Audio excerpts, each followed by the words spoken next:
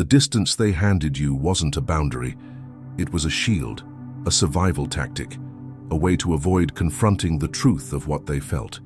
To avoid admitting that for them, love always arrives with too many internal earthquakes. The more clarity you sought, the more escape routes they searched for. The more emotional maturity you offered, the more they retreated into their cold and self-sufficient persona. Not out of cruelty, but incapacity. They could not inhabit the same emotional depth you lived in. Their manipulation wasn't sophisticated. It was subtle.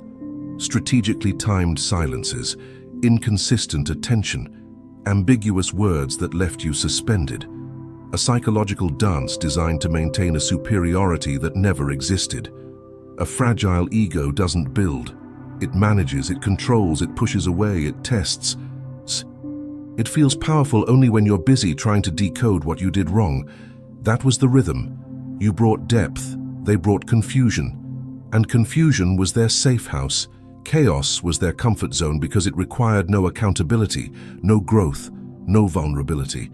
That is why they discarded you like it meant nothing. Not because they didn't feel, but because they felt too much and didn't know what to do with it.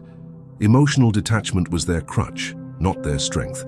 Understanding this hurts, but it's the only way to stop making their wound your identity.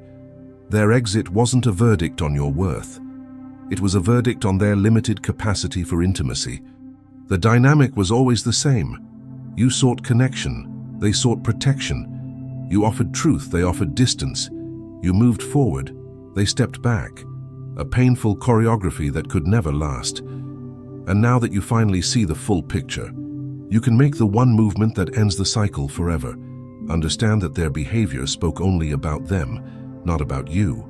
There is a moment that arrives without sound, a moment no one witnesses, a moment when something in you stops begging for explanations and starts demanding truth. And that is where your decision is born. It isn't anger, it isn't revenge, it's clarity. A kind of clarity that settles into your bones when you finally realize that insisting, hoping, pushing, explaining one more time is just a quiet way of abandoning yourself. And you're done doing that. You're done choosing others over your own oxygen. You begin to see that you can't keep breathing life into a story where you're the only one fighting to keep it alive. And that realization doesn't burst out as a scream.